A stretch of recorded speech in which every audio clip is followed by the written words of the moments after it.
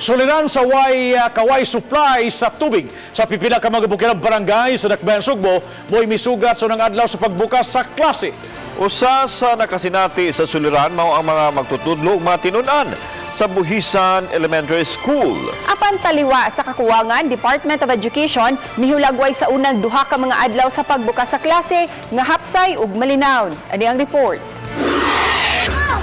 Sa miaging buwan sa Mayo, wa na'y supply sa tubig ang eskwelahan sa Buhisan. Kalbaryo kayo nilang tanan ang way tubig tungod kay wa man sila magamit ilabi na sa pagbubo sa CR. Kini labi na nga sakaon kayo ang ilang mga classrooms. Nakigalayo na sila sa mga stakeholders nga posibleng magatabang silang problema. Pagkakaroon wala. Noon na nagpadamig suwat sa among superintendent. Basig matabangan ni. Labi na considering nga ang area sa mga eskwelahan nga gabakilid so kinanglan jud og doon na manggaling may water kinanglan doon na jud magamit jud may water pump nga mo bira pa dong sa babaw.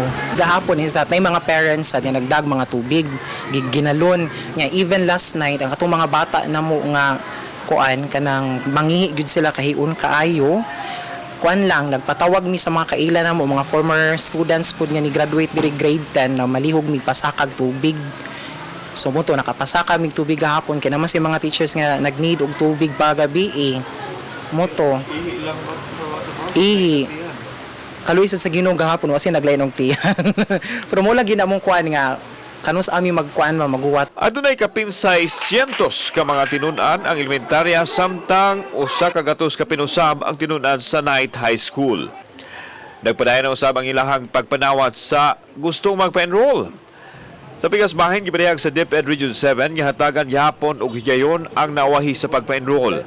We are actually extending na sa mong DepEd order until August for the most valid reason na the parent can provide. But we are encouraging as much as early good as soon as possible, as early as they can, they have to enroll their children na. Kay lisod magud kay luoy pud alkansi pud ang bata siya ra po mabihind sa mga lessons. Gihulagway sa DepEd nga hanay ug malampuson ang unang adlaw sa klase. Overall, so far so good. Based on mga quick counting, sir, as of yesterday 5 p.m. we are already at 813,000. Oo, and that is still yet to be finalized at the end of the week or at the end of the month. Kay mo na siya, as I have said, ang population of the learners in Region 7 mo range gina siya 1.9 to 2.2 million. Kauban si John Solon, ako si Alan Domingo. Balitang Bisdak.